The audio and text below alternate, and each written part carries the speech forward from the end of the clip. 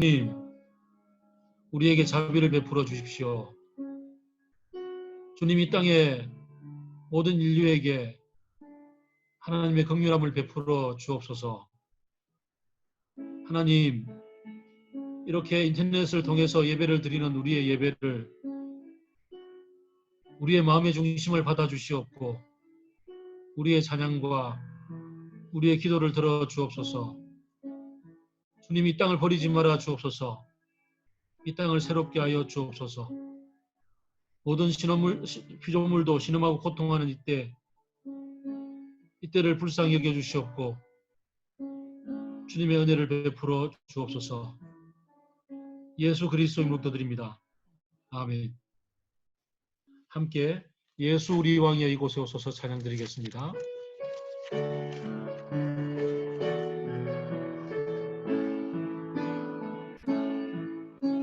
예수 우리 왕이여 이곳에 오소서. 보좌로 주여 임하사 찬양을 받아 주소서. 주님을 찬양하오니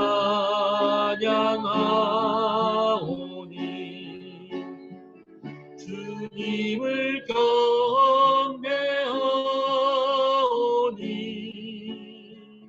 왕이신 예수여 오셔서 좌정하사 다스리소서.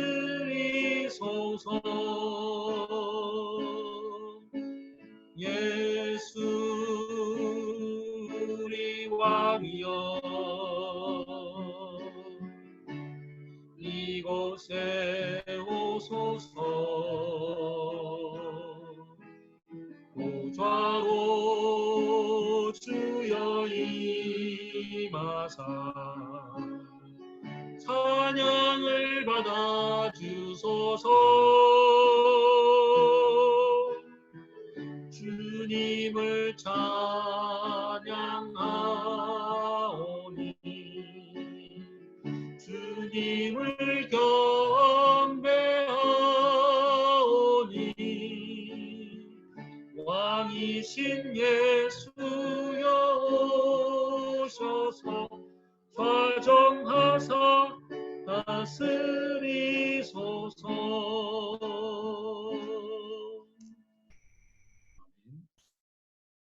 함께 사도신경으로 우리의 신앙을 같이 고백하겠습니다. 나는 전능하신 아버지 하나님 천지의 창조주를 믿습니다. 나는 그의 유일하신 아들 우리 주 예수 그리스도를 믿습니다. 그는 성령으로 잉태되어 동정녀 마리아에게서 나시고 본디오 빌라도에게 고난을 받아 십자가에 못 박혀 죽으시고 장사된 지 사흘 만에 죽은 자 가운데서 다시 살아나셨으며 하늘에 오르시어 전능하신 아버지 하나님 우편에 앉아 계시다가 거기로부터 살아있는 자와 죽은 자를 심판하러 오십니다. 나는 성령을 믿으며 거룩한 공교회와 성도의 교제와 죄를 용서받는 것과 몸의 부활과 영생을 믿습니다. 아멘. 함께 시편으로 기도하겠습니다. 오늘은 시편 61편입니다. 같이 기도합니다. 하나님, 내가 부르짖는 소리를 들으시고 내 기도 소리를 귀담아 들어주십시오. 내 마음이 약할 때 땅끝에서 주님을 부릅니다. 내 힘으로 오를 수 없는 저 바위 위로 나를 인도하여 주십시오. 주님은 나의 피난처시오. 원수들에게서 나를 지켜주는 견고한 명대이십니다. 내가 영원토록 주님의 장막에 머무르며 주님의 날개 아래로 피하겠습니다.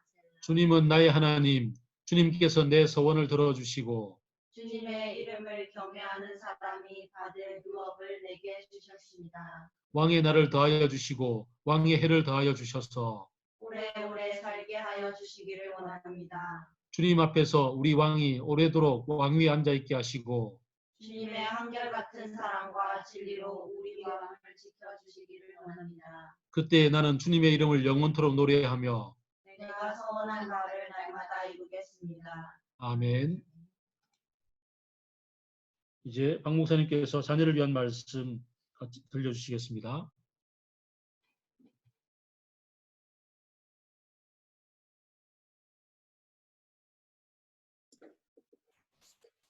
네.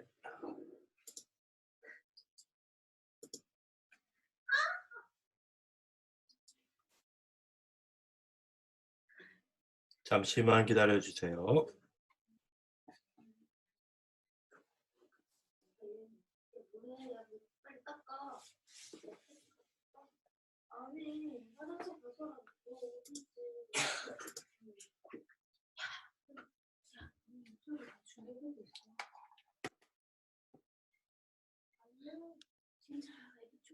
절로 들어가고 있어.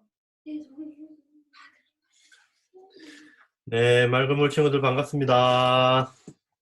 네, 오늘도 어린이 말씀 같이 나누겠습니다. 오늘은 네, 9번째 창세기 이야기 9번째 하나님의 방법으로 다스리라는 제목으로 같이 보겠습니다. 말씀이랑 내용이 조금 계속 반복되고 있는데 그만큼 중요한 거니까 같이 집중해서 보겠습니다. 같이 읽겠습니다. 시작. 하나님이 말씀하시기를 내가 온 땅 위에 있는 씨 맺는 모든 채소와 씨 있는 열매를 맺는 모든 나무를 너희에게 준다. 이것들이 너희의 먹거리가 될 것이다. 또 땅의 모든 짐승과 공중의 모든 새와 땅 위에 사는 모든 것, 곧 생명을 지닌 모든 것에게도 모든 푸른 풀을 먹거리로 준다 하시니 그대로 되었다.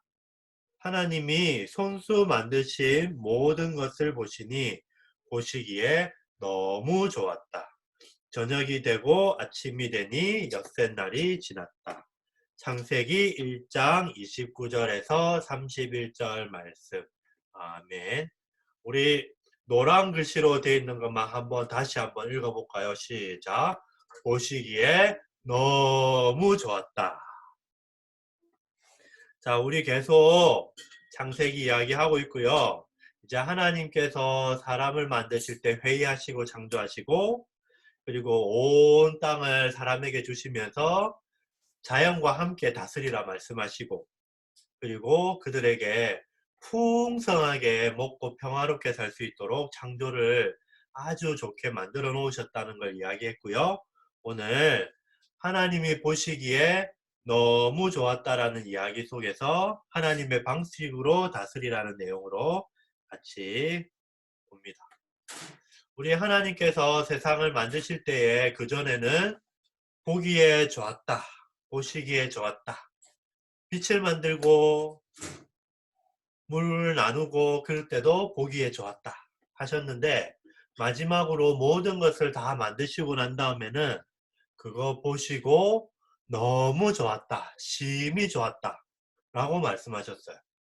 이건 어떤 건지 너무 좋은 건 어떤 걸까요? 같이 예를 들어서 이야기해 볼게요. 우와, 뭐예요? 딸기랑 마시멜로예요. 와, 먹고 싶어요. 그런데 초콜릿도 좋아하는 친구들이 있어요. 그죠? 네, 이거는 퐁듀 기계예요. 초콜릿을 녹여서 찍어 먹을 수 있게. 그런데 이 딸기랑 마시멜로를 이 퐁듀 기계에 콕 찍어서 먹으면 와, 너무 좋아요. 심히 좋아요. 네. 딸기랑 마시멜로도 좋아하고 초콜릿도 좋아하는 사람들은 이렇게 먹으면 너무 좋은 거예요. 자, 이 배고픈데 계속 먹는 게 나온다, 그죠? 네, 위에는 비빔밥이 있어요. 비빔밥에 각종 야채랑 계란이랑 참기름, 고추장 해가지고 비벼 먹으면 그게 각각 맛있지만은 또 함께 이렇게 비벼 먹으면 또 조화롭게 너무 맛있어요. 심히 맛있어요. 밑에는 이거는 제주도에 있는 방주교회라는 곳인데요. 앞에 약간 연못처럼 돼 있고 그 위에 그 옆쪽으로 해서 교회를 이렇게 지어 올렸어요.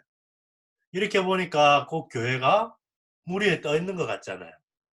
그래서 건축가가 이렇게 지은 걸 통해서 보니까 진짜 방주처럼 너무 좋게 지은 거죠. 이 연못도 좋고 건물도 좋지만 함께 이렇게 어우러져 있으니까 너무너무 좋은 거예요. 자, 다음 그림은 뭘까요? 오케스트라예요. 바이올린, 첼로, 플룻, 뭐 이런 다양한 악기들이 각각 소리를 내고 있지만 한 사람의 지휘자에 의해서 같이 소리를 내니까 그 소리가 너무 웅장하고 좋지요. 이렇게 할 수 있는 건 지휘자가 앞에 딱 있어서 그 지휘자의 어떤 지휘에 맞추어서 같이 이렇게 연주를 하니까 심이 좋은 거예요. 함께 어우러져서. 그래서 오늘 하나님이 그 지은 것 모든 것을 보시기에 심이 좋았다. 이 심이 좋았다라는 이 이야기를 한번 상상해 보면 좋겠어요. 하나님께서 빛도 만들고 육지도 만들고 그 위에 식물들도 만들고 동물들도 만들고 새도 만들고 물고기도 만들고 그 마지막으로 사람을 만들고 난 다음에 이게 너무너무 조화롭고 아름답고 좋으니까 하나님이 좋아서 어쩔 줄을 몰라 하시는 내용이에요.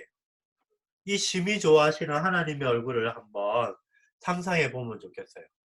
아까 마시멜로우 딸기가 퐁듀에 콕 찍어서 먹으면 너무 좋았던 것처럼 또 오케스트라가 함께 연주하면 너무 좋았던 것처럼 그렇게 심히 좋았던 거예요. 그러면 오늘 제목이 하나님의 방식으로 다스리라 라는 거예요. 그럼 어떻게 하는 게 하나님의 방식으로 다스리는 걸까요? 네, 잘 해야 되겠죠. 자, 왼쪽에 있는 그림은 뭐예요? 선인장이에요. 오른쪽에 있는 식물은 뭘까요? 율마예요.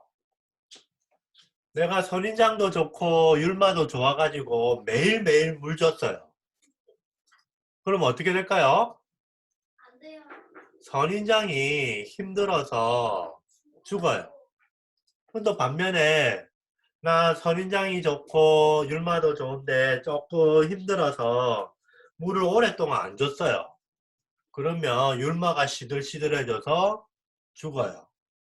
그런 것처럼 각 식물마다 물 줘야 되는 방법들, 방식들 언제 줘야 되는지 그리고 얼마만큼 줘야 되는지 다 달라요. 이렇게 다 다른 걸 하나님께서 세상을 만드시면서 질서를 만들어 놓으셨어요. 우리 아까 이 그림 봤잖아요. 그죠? 바이올린도 있고 첼로도 있고 플룻도 있고 네, 트럼펫도 있고 다 있어요. 근데 나는 내 마음대로 내 소리 낼 거야 이렇게 하면은 오케스트라가 아름답게 들릴까요? 안 되겠죠. 마찬가지로 여기도 지휘자의 지휘봉을 맞춰서 자기의 것을 연주해 갈 때 그 소리가 어우러져서 아름답게 들려요. 우리 각각 창조물들이 그리고 하나님께서 이것을 다스리라고 한 우리의 인간들이 하나님의 말씀에 따라서 하나님이 어떻게 하면 기뻐하실까를 생각하면서 세상을 다스릴 때 그때 아름답게 너무 좋게 만들어지는 거예요. 그래서 하나님의 방식은 어떻게 해요? 하나님께 집중할 때, 하나님의 말씀을 들을 때, 하나님께서 어떻게 하면 기뻐하실까를 생각할 때, 그때 하나님의 방식으로 갈 수 있는 거예요. 자, 우리는 모두 하나님 안에 살고 있고, 움직이며 존재하고 있어요.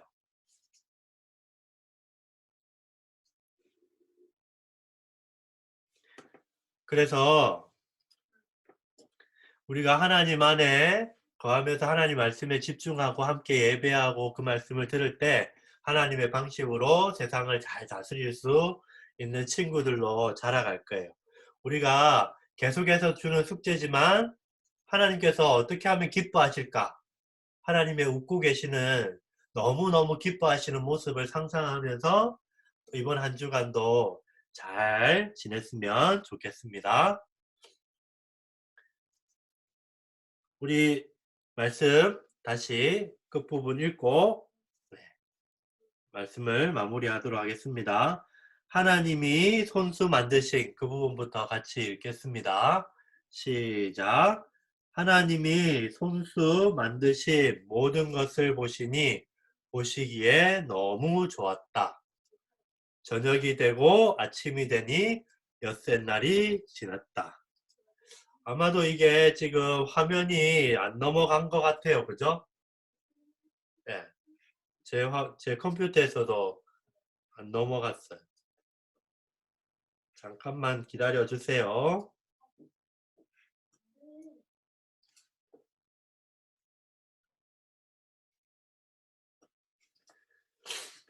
자, 우리 같이 우리 아이들 축복하고 말씀을 맡겠습니다. 우리 아이들이 하나님의 방식으로 잘 다스리는 아이들로 자라게 해달라고 같이 아이들을 축복하겠습니다. 시작. 하나님께서 너희에게 복을 내리시며 너희를 지켜주시고 하나님께서 웃으시며 너희를 귀엽게 보아주시고 하나님께서 너희를 고이 보시어 평화를 주시기를 빈다. 아멘. 이제 함께 찬양 드리도록 하겠습니다.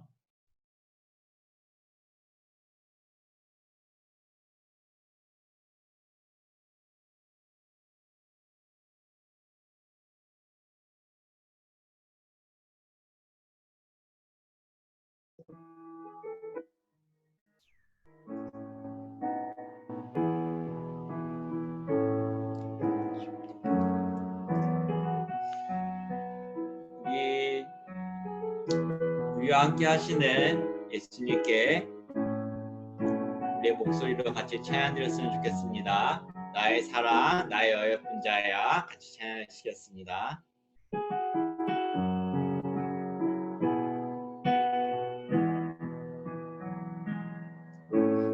사랑하는 자의 목소리 듣기 원하네. 나의 사랑, 나의 어여쁜 자야 바위 틈밀한 곳에서 듣기 원하네. 부드러운 주님의 음성 나의 사랑하는 자의 목소리 듣기 원하네. 나의 사랑, 나의 어여쁜 자야 바위 틈밀한 곳에서 듣기 원하네. 부드러운 주님의 음성 나의 사랑, 나의 사랑, 나의 어여쁜 자야 일어나 함께 가자. 나의 사랑, 나의 사랑, 나의 어여쁜 자야 일어나 함께 가자. 나의 사랑하는 자의 목소리 사랑하는 자의 목소리 듣기 원하네. 나의 사랑, 나의 어여쁜 자야 바위 틈밀한 곳에서 듣기 원하네. 부드러운 주님의 음성 나의 사랑, 나의 사랑, 나의 사랑, 나의 어여쁜 자야 일어나 함께 가자. 나의 사랑, 나의 사랑, 나의 어여쁜 자야 일어나 함께 가자. 지금도 우리 함께하고 계신 주님께서 이 자리 가운데 예배 가운데 함께 하심을 기억하며 다음 찬양 함께 했으면 좋겠습니다. 있습니다. 따스한 생명님.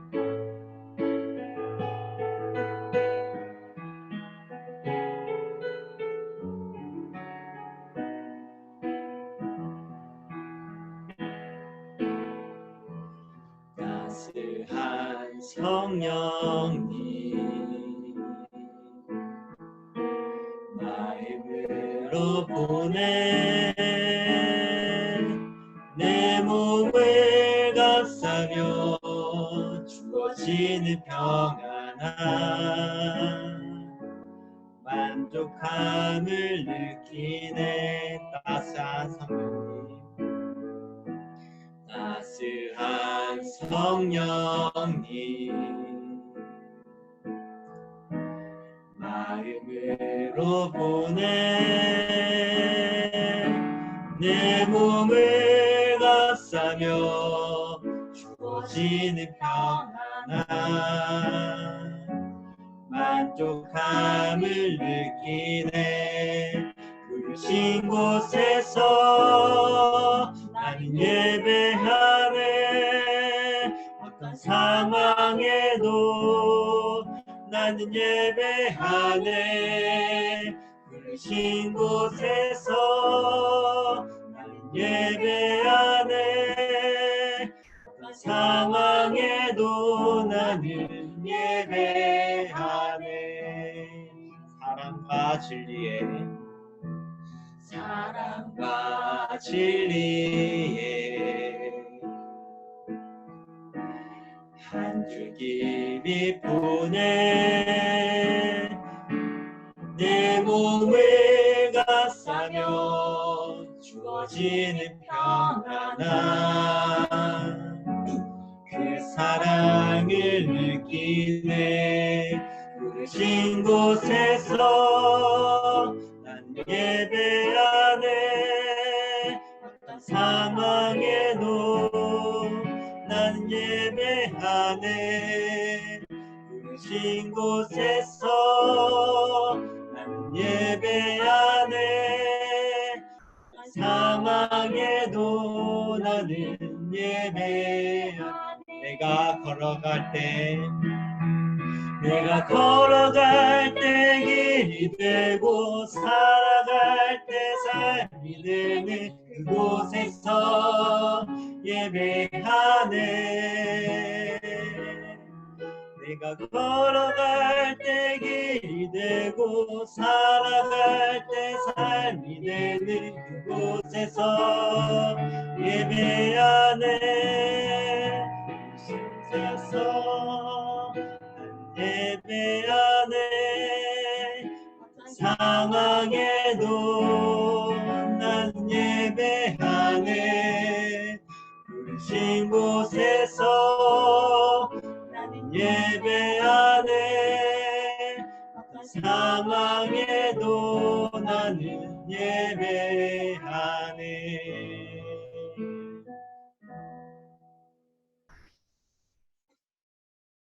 우리의 모든 상황 가운데 함께하고 계신 그 예수님께 오늘도 예배하며 나아가는 시간 되었으면 좋겠습니다. 네, 함께 우리 마음을 모아서 이사무엘 형제님 대표로 기도해 주시겠습니다. 기도하겠습니다. 하늘에 계신 우리 아버지, 이 시간 맑은 물 교회가 각자의 자리에서 아버지를 바라봅니다. 아버지의 나라는 한 생명을 천하보다 귀하다고 여기며 아버지의 뜻은 생명을 주고 온 생명이 서로 어우러져 아름답고 풍성한 삶을 살도록 하는 것임을 기억하고 새깁니다. 그 나라와 그 뜻이 이 땅에 편만하게 이 대한민국과 온 세계에 이루어지기를 원합니다. 현재 대한민국과 이 세계의 많은 사람들이 코로나19로 인해서 고통받고 있습니다. 어쩌면 이 상황은 우리들의 이기심과 어그러진 욕망에 의해 자행되어져 온 생태계 파괴라는 우리가 행한 죄의 열매를 우리가 먹고 마시는 것일지도 모르겠습니다. 그래서 이 잔의 밑바닥이 하늘 위로 들려 올려져서 이 공포와 고통을 마지막 한 방울까지 온몸으로 받아내야 하는 것인지도 모르겠습니다. 그렇지만 아버지 하나님, 우리를 긍휼히 여겨 주십시오. 우리가 긍휼히 여김을 받을 자격이 있어서가 아니라 당신이 온 생명을 사랑으로 돌보시는 아버지이시기에 드리는 우리의 기도를 들어주십시오. 고난받는 종을 통해 하나님의 구원이, 하나님의 나라가 이 땅에 임하게 하셨다는 것과 지금도 그 길을 따르는 자들을 통해 그 구원과 나라가 이 땅에 이루어짐을 기억하고 믿습니다. 코로나19라는 구체적인 역사 속에 생겨난 죽임의 사건 속에서 우리가 아버지의 나라와 뜻을 위해 감내해야 할 구체적인 고난과 희생을 짊어지게 하셔서 우리가 예수님을 따르는 그 나라의 백성임을 삶으로 증언하게 해주십시오. 아버지의 뜻을 행하는 것을 자신의 양식으로 삼으셨던 예수님을 기억합니다. 2020년 3월 29일이라는 오늘이라는 시간과 대한민국의 부산, 경남이라는 공간, 그리고 코로나19 전염병 사태 속에서 아버지의 뜻을 행할 수 있도록 도와주십시오. 이를 위해서 우리의 몸의 필요들을 채워주십시오. 그것들이 채워질 때 그 일이 온 생명을 돌보시는 아버지로부터 비롯되었다는 것을 다시 기억하고 우리 안에 갇히지 않고 우리 가족, 우리 교회, 우리 지역을 넘어서 다른 생명들의 필요를 채울 수 있도록 도와주십시오. 이를 위해서 용서를 배우게 해주세요. 상대방의 용서를 빌라고 강요하는 것이 아니라 예수님을 통해 용서하시는 아버지의 사랑을 경험한 무리가 먼저 다가갈 수 있게 도와주세요. 그리하여 생명이 대립과 갈등의 과거에서 해방되어 아름다움과 풍성함을 누리는 미래로 갈 수 있도록 도와주세요. 이를 위해서 우리를 시험에 들게 하지 마시되 무엇보다 스스로를 속이지 않도록 도와주세요. 말과 간념이 아닌 삶의 열매로 스스로를 돌아볼 수 있게 해주세요. 언제나 아버지의 영이, 아들의 영이, 아버지의 말씀이 우리 삶을 비춰주시고 그때마다 정직하게 자기와 가족과 교회와 사회와 국가를 살펴볼 수 있게 해주세요. 우리의 길이 아버지의 나라와 뜻에 비추어 어긋나 있다면 돌이켜 생명을 선택할 수 있도록 도와주세요. 이를 위해서 악에서 구하여 주십시오. 악에 대항하다 악에 물들지 않게 하시고 끝까지 지치지 않고 선으로 악을 이기게 해주십시오. 이 삶을 나 홀로 살아가지 않고 말굴물 공동체로서 우리가 함께 살아가도록 부르셨음을 기억하도록 도와주십시오. 이 모든 것을 먼저 아버지의 나라와 그 일을 구하는 이들에게 더하시겠다 하신 예수님의 말씀을 신뢰합니다. 나라와 권세와 영광이 영원히 아버지께만 있습니다. 아멘.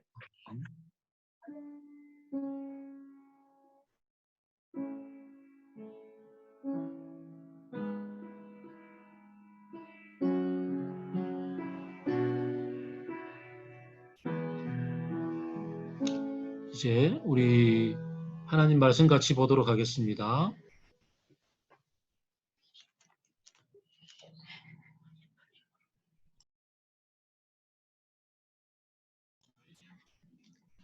하나님 말씀은 요한복음 14장 15절부터 31절입니다. 제가 읽어드리겠습니다. 14장 15절부터 31절입니다. 너희가 나를 사랑하면 내 계명을 지킬 것이다. 내가 아버지께 구하겠다. 그리하면 아버지께서 다른 보혜사를 너희에게 보내셔서 영원히 너희와 함께 계시게 하실 것이다. 그는 진리의 영이시다. 세상은 그를 보지도 못하고 알지도 못하므로 그를 맞아들일 수가 없다. 그러나 너희는 그를 안다. 그것은 그가 너희와 함께 계시고 또 너희 안에 계실 것이기 때문이다. 나는 너희를 고아처럼 버려두지 아니하고 너희에게 다시 오겠다. 조금 있으면 세상이 나를 보지 못할 것이다. 그러나 너희는 나를 보게 될 것이다. 그것은 내가 살아있고 너희도 살아있을 것이기 때문이다. 그날에 너희는 내가 내 아버지 안에 있고 너희가 내 안에 있으며 또 내가 너희 안에 있음을 알게 될 것이다. 내 계명을 받아서 지키는 사람은 나를 사랑하는 사람이요 나를 사랑하는 사람은 내 아버지의 사랑을 받을 것이다. 그리고 나도 그 사람을 사랑하여 그에게 나를 드러낼 것이다. 가롯 유다가 아닌 다른 유다가 물었다. 주님께서 우리에게는 자신을 드러내시고 세상에는 드러내려고 하지 않으시는 까닭이 것이 무슨 까닭입니까? 예수께서 그에게 대답하셨다. 누구든지 나를 사랑하는 사람은 내 말을 지킬 것이다. 그리하면 내 아버지께서 그 사람을 사랑하실 것이요 내 아버지와 나는 그 사람에게로 가서 그 사람과 함께 살 것이다. 나를 사랑하지 않는 사람은 내 말을 지키지 아니한다. 너희가 듣고 있는 이 말은 내 말이 아니라 나를 보내신 아버지의 말씀이다. 내가 너희와 함께 있는 동안에 나는 이 말을 너희에게 말하였다. 그러나 보혜사 곧 아버지께서 내 이름으로 보내실 성령께서 너희에게 모든 것을 가르쳐 주실 것이며 또 내가 너희에게 말한 모든 것을 생각나게 하실 것이다. 나는 평화를 너희에게 남겨둔다. 나는 내 평화를 너희에게 준다. 내가 너희에게 주는 평화는 세상이 주는 것과 같지 않다. 너희는 마음에 근심하지도 말고 두려워하지도 말아라. 너희는 내가 갔다가 너희에게로 다시 온다고 하는 말을 들었다. 너희가 나를 사랑한다면 내가 아버지께로 가는 것을 기뻐하였을 것이다. 내 아버지는 나보다 크신 분이기 때문이다. 지금 나는 그 일이 일어나기 전에 미리 너희에게 말하였다. 이것은 그 일이 일어날 때에 너희로 하여금 믿게 하려는 것이다. 나는 너희와 더 이상 말을 하지 않겠다. 이 세상의 통치자가 가까이 오고 있기 때문이다. 그런 나를 어떻게 할 아무런 권한이 없다. 다만 내가 아버지를 사랑한다는 것과 아버지께서 내게 분부하신 그대로 내가 행한다는 것을 세상에 알리려는 것이다. 일어나거라. 여기에서 떠나자. 아멘.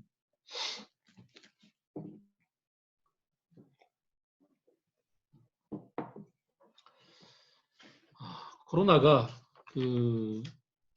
우리 삶을 이렇게 깊숙하게 침입을 한 지가 벌써 2달이 되었습니다.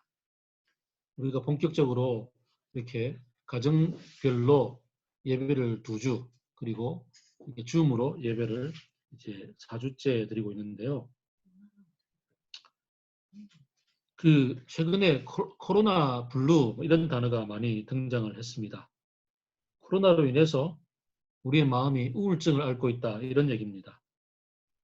급성 확산기를 막 우리나라로 친다면 좀 막 지나고 조금 일상을 회복하고 좀 만나도 되지 않을까 이러는데 다시 또 곳곳에서 터져 나오고 전 세계가 갑자기 휘말리고 이러면서 누군가는 직장을 잃고 또 누군가는 알바가 잘리고 누군가는 경제적 위축감을 느끼고 또 대부분은 삼시세끼를 집에서 해결하면서 집안 식구들끼리 자잘한 충돌들도 일으키고 뭔가 좀 신경이 예민해지고 과민해지고 이러면서 모두가 다 좀 무력감에 빠지기도 하고 슬금슬금 찾아온 그런 어떤 일종의 우울증을 앓고 있다. 이렇게 심리학자들이 진단을 하고 있습니다.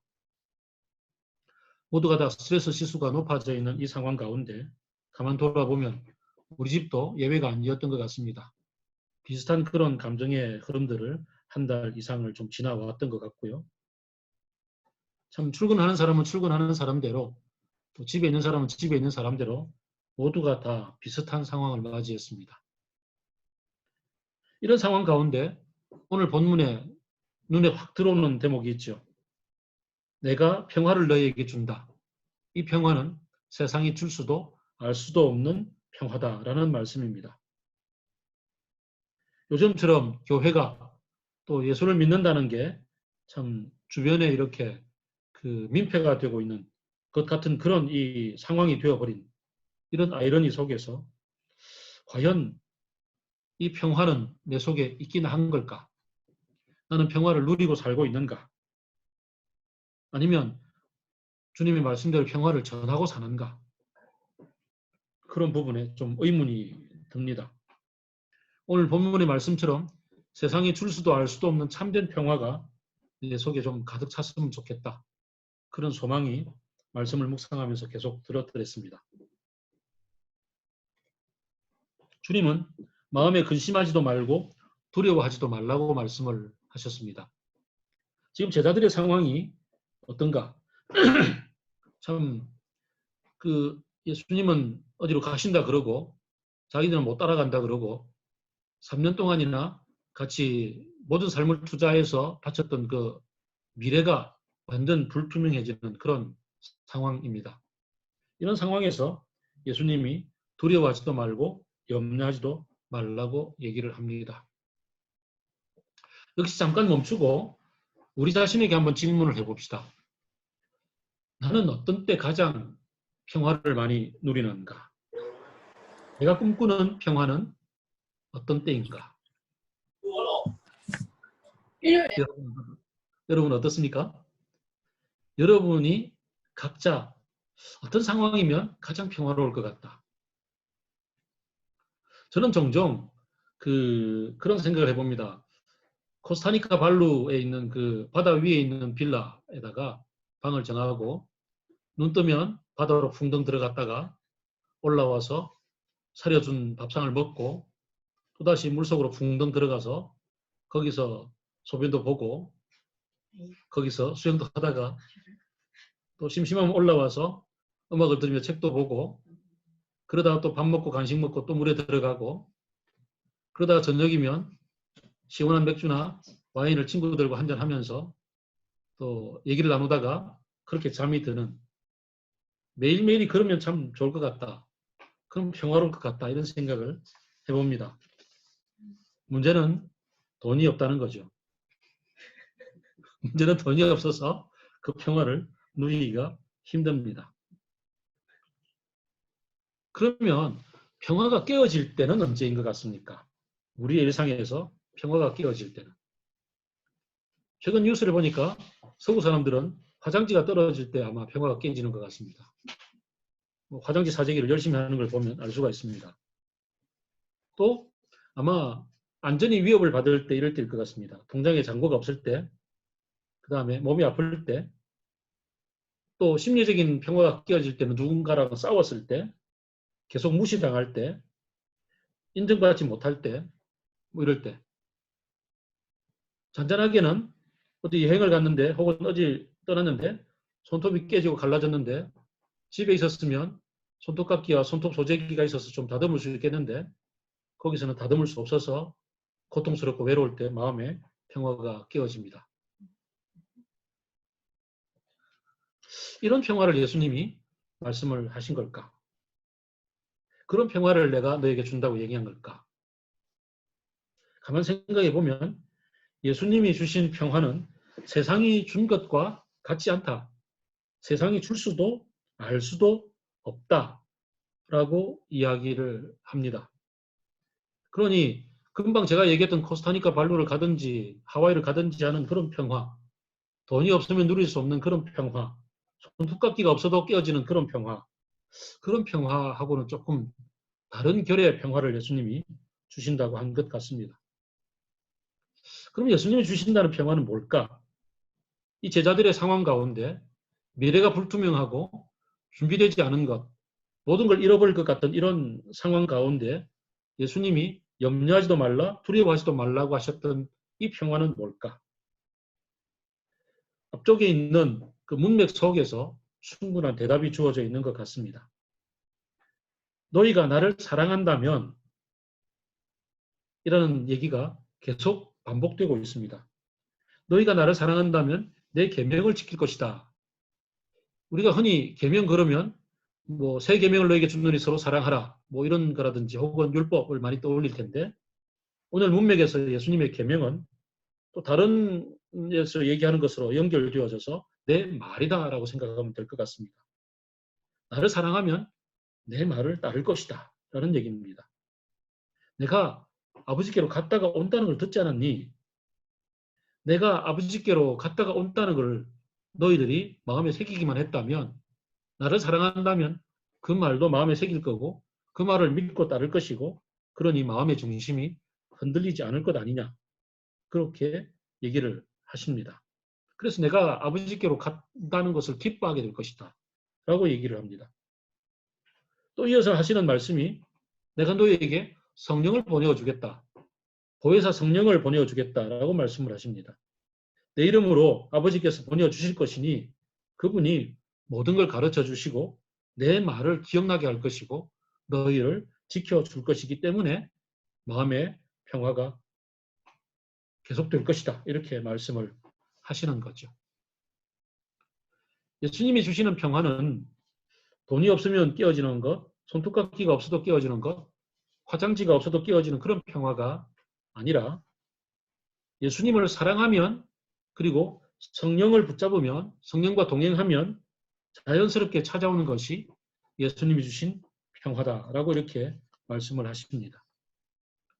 예수님은 결코 우리를 고아처럼 버려두지 않으신다고 말씀을 하십니다. 이태원 클라스에서 그 두 고아가 하나는 장가에 가서 참 노예처럼 살았고 하나는 복수심에 불타서 인생 전체를 불태우는 것을 우리는 보았습니다. 사실 그게 무협지의 기본 스토리의 맥락이지 않습니까? 그런 인생이 아니라 아버지 하나님은 우리가 어디에서 무엇을 하든지 고아처럼 그렇게 버려두지 않으신다. 안전하다. 두려워하지 마라. 염려하지 마라. 그렇게 말씀하십니다. 예수님 지금 가신다는데, 안 보이신다는데, 사람들이 볼 수도 없다는데, 그런데 고아처럼 버려두지 않는다고 말씀을 하십니다. 이유는 보혜사 성령님을 보내어 주시기 때문에 그렇습니다. 보혜사 성령님, 아버지가 예수님 안에 계시고 예수님이 아버지 안에 계신 것처럼 너희가 나를 사랑하면 너희는 내 안에 머물러 있게 될 것이고 내 안에 머물러 있고 너희 안에 내가 있는데 그것을 성령을 통해서 이룰 수 있다라고 말씀을 하시는 겁니다. 왜 세상이 평화를 알 수가 없느냐 하면은 세상은 나를 볼 수도 알 수도 없기 때문이다. 예수님을 사랑하지 않고 예수님을 따르지 않고 인정하지 않으니까 성령님이 내 안에 계시다는 것을 알 수도 누릴 수도 없다는 얘기입니다. 우리가 예수님을 믿고 예수님으로 인해서 내 안에 성령님이 계신 것을 믿고 따르게 될 때 그때 성령님은 대체 어떤 일을 해주시는가? 오늘 본문에서는 보혜사 성령을 보내어 주신다 그럽니다. 보혜사. 이 보혜사라는 뜻에는 다양한 이렇게 의미가 내포되어져 있습니다. 일반적으로 돕는 이라는 뜻이 내포가 되어져 있고 위로자라는 뜻이 내포되어져 있습니다. 그리고 변호사, 변호자라는 뜻이 이 보혜사라는 말에 포함되어져 있습니다. 우리가 잘 아는 이 세 가지 뜻, 도와주신다는 겁니다. 고아가 가장 외로울 때가 뭐냐 하면 어디 도움 받을 데가 없다는 겁니다. 뭔가 아빠 도와줘 이럴 수 있는 때가 없다는 거죠. 그리고 또 어땠습니까? 우리 이태원 클라스에서의 그 주인공이 옆에 놈을 한 대 패고 아버지들이 출동을 했는데 자기 아버지가 와보니까 얻어맞은 놈의 아버지의 부하더란 말이죠. 회장님의 부하라 가지고 머리를 숙이는 장면을 봅니다. 아니 도와주겠다고 오신 아버지가 사실은 도움이 안 되는 상황이 됩니다. 그런데 성령님은 그렇지 않다는 거죠. 성령님은 세상을 만드신 모든 만물을 만드신 하나님 아버지가 보내신 분이고 하나님 아버지와 삼위일체 동등한 하나님이십니다. 그렇기 때문에 우리를 도와주시는 분은 그렇게 상황에 따라서 힘이 빠지거나 맥 빠지는 그런 분이 아니라는 겁니다. 우리를 결코 버려두지 않는 그분. 그분이 내 안에 계시기 때문에 내가 그를 신뢰하기만 하면 그러면 하나님은 우리를 어디에서든 무엇이든지 챙겨주십니다.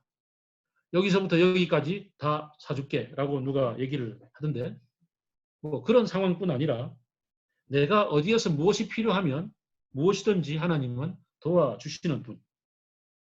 또 상황의 문제가 아니라면 그것을 뛰어넘을 수 있도록 견딜 수 있도록 혹은 받아들일 수 있도록 내 마음의 능력을 최대치까지 끌어올려 주시는 분이 바로 우리 돕는 분, 보혜사 성령님이십니다. 그분이 내 안에 계시기 때문에 우리가 평화가 깨떨어지지 않는다는 겁니다. 마음의 중심이 흔들리지 않는다는 겁니다. 두 번째로 보혜사의 의미는 위로자입니다. 세상은 참 험악합니다. 이번에 드러난 N번방 사건에서 보는 것처럼 내 주변에 있는 사람들이 언제 이렇게 악마로 변할지 모르는 그런 상황입니다. 또 왜곡되고 삐뚤어진 자연 질서로 인해서 혹은 우리가 사무엘 형제님이 기도한 것처럼 우리의 죄로 말미암아서 자연을 파괴하고 자연을 깨뜨려 버림으로 말미암아서 생긴 이런 코로나와 같은 이런 사태를 통해서 우리는 극복할 수 없는 어떤 어려움에 처하기도 합니다. 다양한 사건 사고를 경험하게 되고 나는 운전 잘하고 가는데 갑자기 취한 놈이 그냥 중앙선 침범해서 그냥 밀고 들어오는 통에 그 자리에서 정면 충돌하기도 합니다.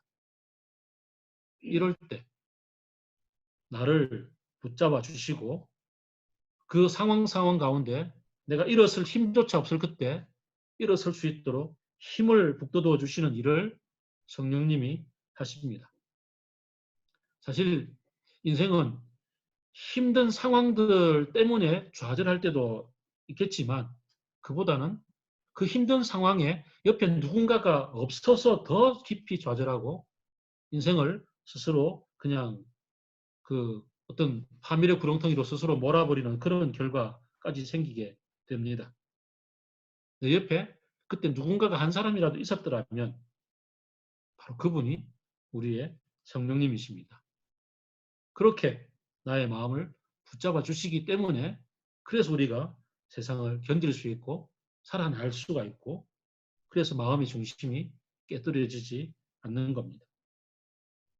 세 번째로 우리 보혜사 성령님은 변호자이십니다. 나를 근본적으로 힘들게 하고 마음을 뒤흔들어 놓는 것은 외적인 사건이나 사고일 때도 있겠지만 때로는 그것을 견딜 수 있다 할지라도 내 마음속에 찾아들고 밀려드는 그 죄책감과 수치심 때문에 견딜 수 없을 때도 너무나 많이 있습니다. 사실 이 죄책감과 수치심을 우리들에게 마구 뿌려대는 존재는 사탄이죠. 성령께서는 이런 공격에 대해서 우리의 최종 재판장이신 하나님 앞에서 우리를 변호해 주십니다. 그게 아니라고. 어쩔 수 없는 일이었다고.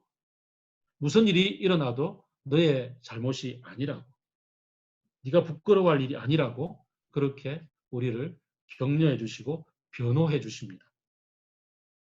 때로는 진짜로 내가 죄책감과 수치심이 일어나는 일을 했을지라도 용기를 내어서 그 잘못에 대해서 용서를 구하게 하시고 또 최종 심판관이신 하나님 앞에서 또 그 하나님께서 우리를 그 아들의 십자가의 보혈로 씻어 주시는 것을 우리들에게 다시 일깨워 주심으로 해서 우리 속에 우리의 잘못으로 인해서 밀려드는 죄책감과 수치심마저도 거기에 노예가 되지 않게 하시고 그 족쇄로부터 풀어주시는 일을 우리 변호자 되신 보혜사 성령님이 해주십니다.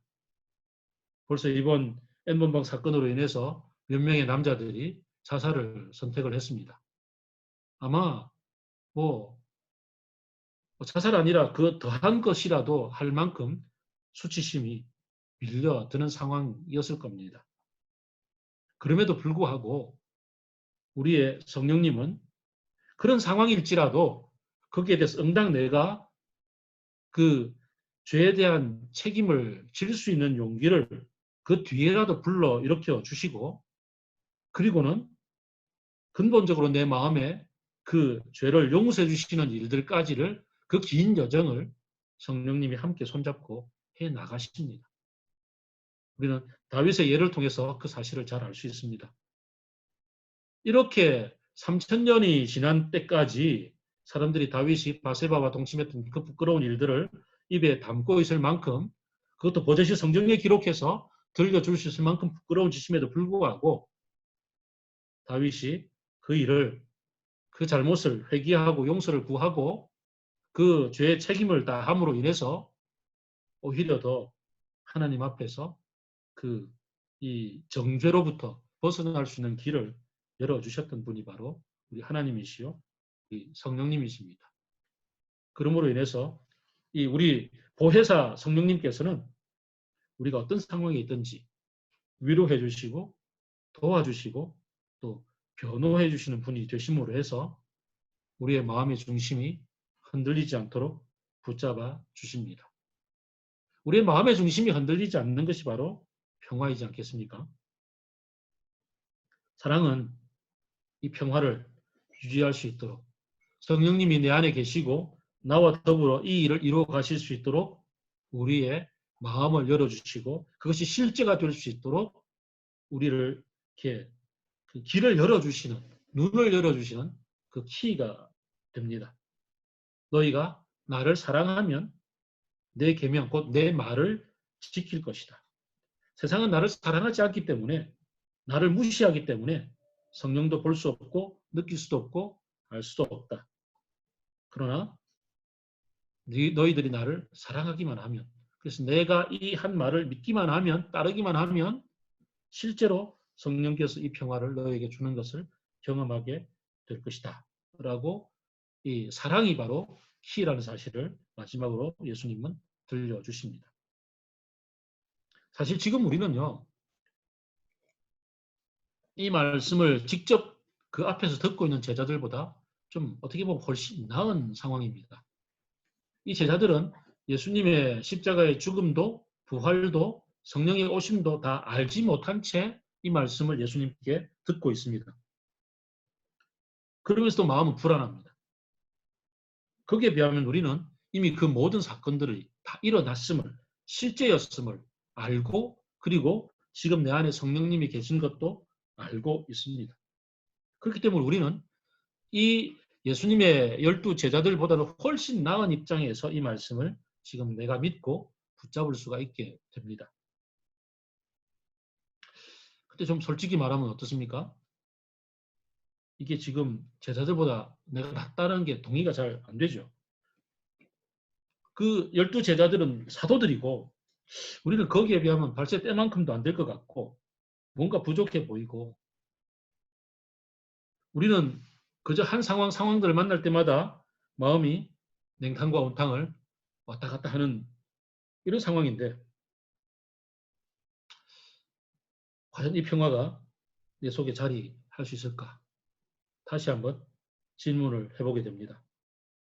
사실 그래서 그것 때문에 우리가 어떻게 보면 참된 예수님이 주신 평화가 아닌 세상이 주려고 하는, 줄 수 있다고 주장하는 그 가짜 혹은 유사 평화에 더 많이 목을 메고 있는지도 모르겠습니다.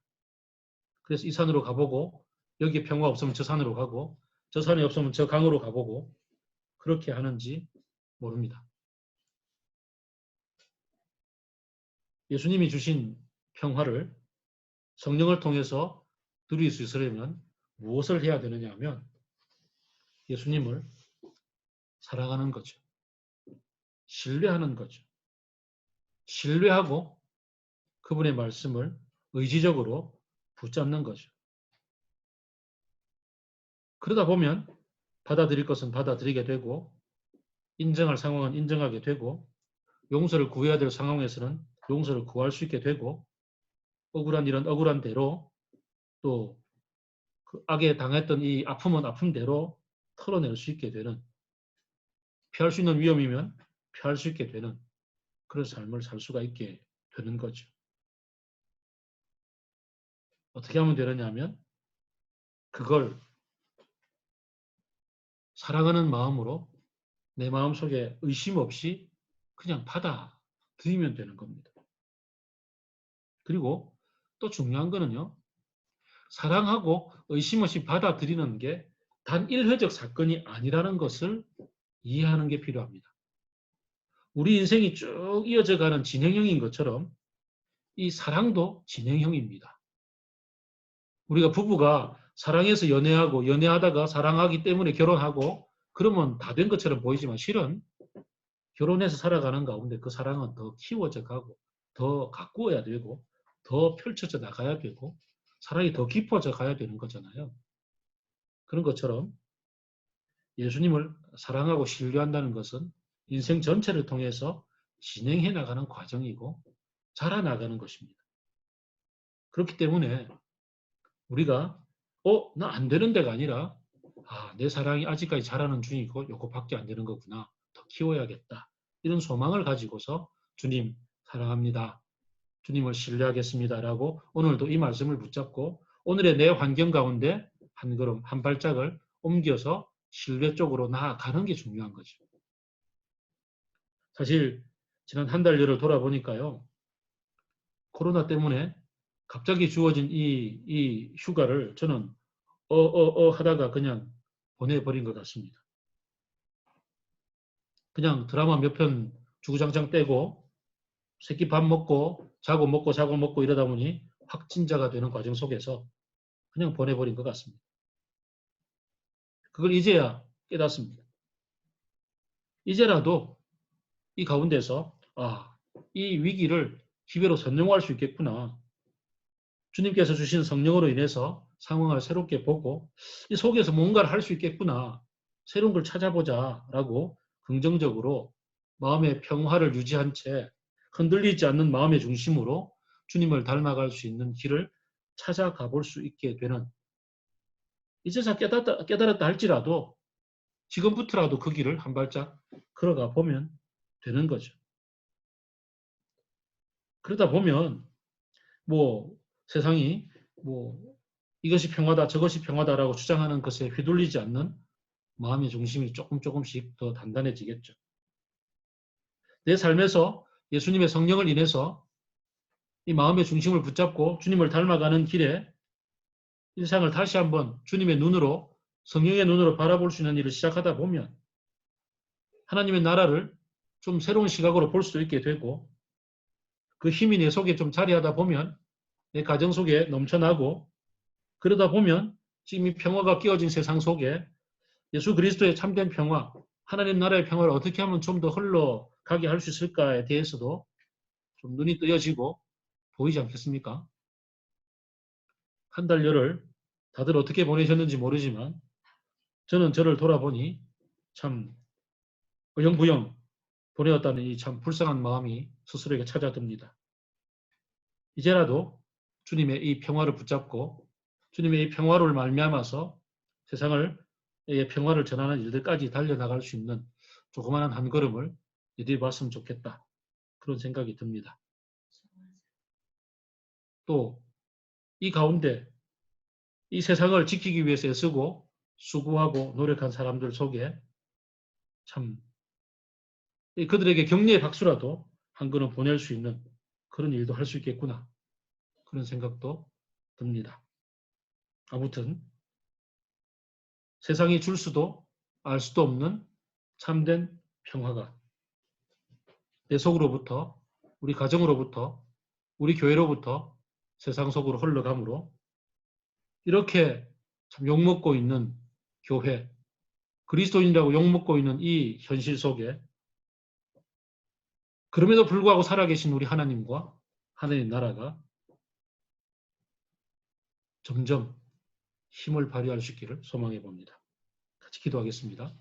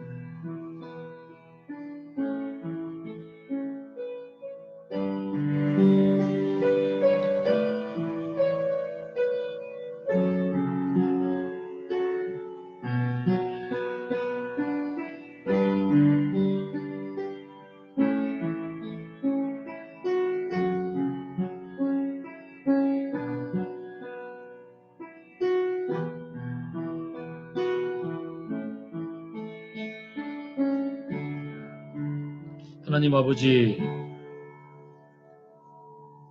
우리가 추구하고 달려갔던 그 길들이 갑자기 브레이크가 걸리고 갑자기 멈추고 갑자기 다른 세상에 온 것만 같은 그러한 우리 한 달 열을 지나면서 우리의 마음이 같이 덩달아 요동치고 또 때로는 낙담하고 또 때로는 무기력하게 그렇게 휩쓸려 왔지 않았나 참 돌아보게 됩니다.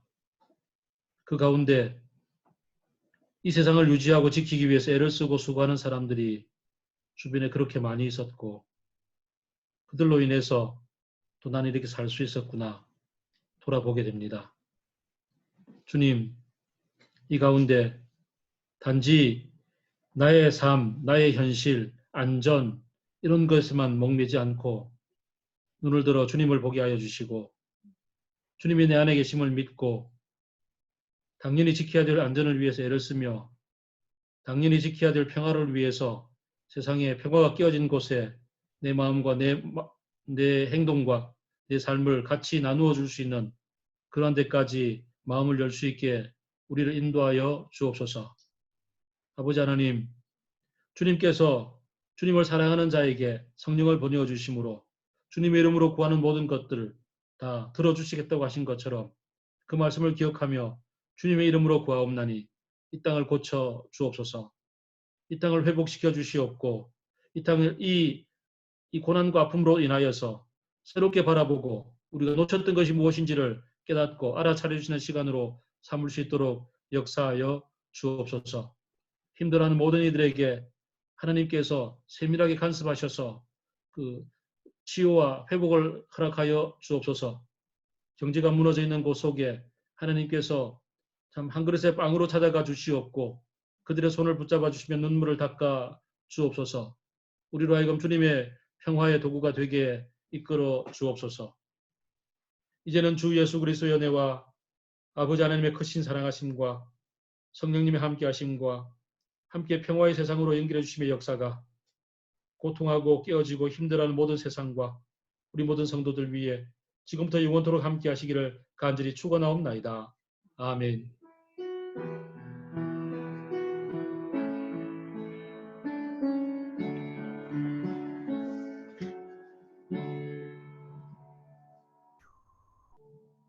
예, 감사합니다. 오늘 예배를 마쳤고요. 알려드리는 말씀은 아마 방학이 연기가 될 가능성이 굉장히 높죠. 그래서 특히나 우리 교회는 이 공간이 좁아서 뭐 마스크를 낀다 하더라도 1m 간격을 유지하기는 뭐 완전 불가능이라서 아마 부활절 지날 때까지도 계속 이렇게 줌으로 예배를 드려야 되지 않을까 생각을 합니다. 참 부활절은 12일입니다. 다음 주일 말고 그 다음 주일입니다. 그래서 참 마음은 참 안타깝고 힘들긴 하지만 서로 이럴 때일수록 아이들이 더 보고 싶고 그렇잖아요. 이럴 때일수록 좀 오프라인 교대는 못하더라도 온라인으로 좀 서로 안부라도 좀 묻고 또 그렇게 서로를 좀 챙겨주시기를 바랍니다. 혹 힘들어하고 있는 형제 자매들이 있으면 목자를 통해서 이렇게 교회가 도울 수 있는 길들도 함께 찾을 수 있기를 바랍니다.